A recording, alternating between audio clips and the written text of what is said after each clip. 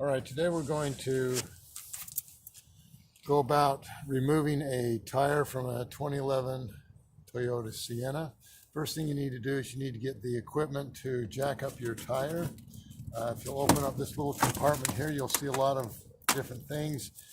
You'll want to get this lever to jack up your tire, and then the jack is found in here. Okay, so here you have the tire iron. You can just go ahead and pull that out. You'll need that. So you need to turn the end of your jack counterclockwise, and it was really difficult to do, so we're just using some pliers to turn it counterclockwise. Once you get it going, then you can get it out.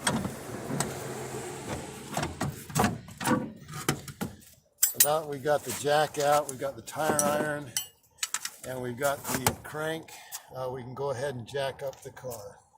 Now what you want to do is you want to raise this up, and if you'll look under here, you can see a couple of slots here. You want to put your jack in between those two slots.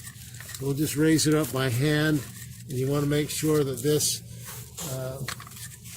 area goes right up into the jack. There you go. It goes right up into those two grooves. Once you get it tight, now you're going to hook on the tool to crank it up. One other thing you'll want to do before you start raising your car up is you'll want to put the emergency brake on. So anytime you raise or you jack your car up, you'll always want to put on the emergency brake. One thing you'll want to do before you take your tire off is you want to before you jack your tire up, you want to loosen up the lug nuts.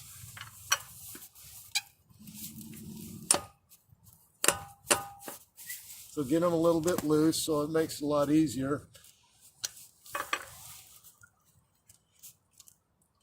And it's best to use your own body weight, but in this case I can't because we've turned the wheels.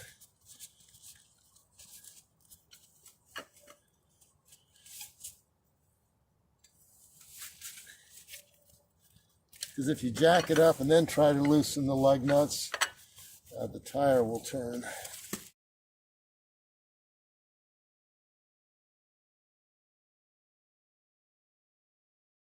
So once you loosen all the lug nuts, then we'll go ahead and raise the car up.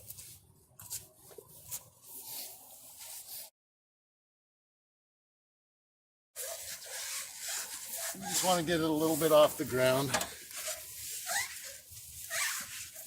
Then we'll go ahead and continue to loosen the lug nuts.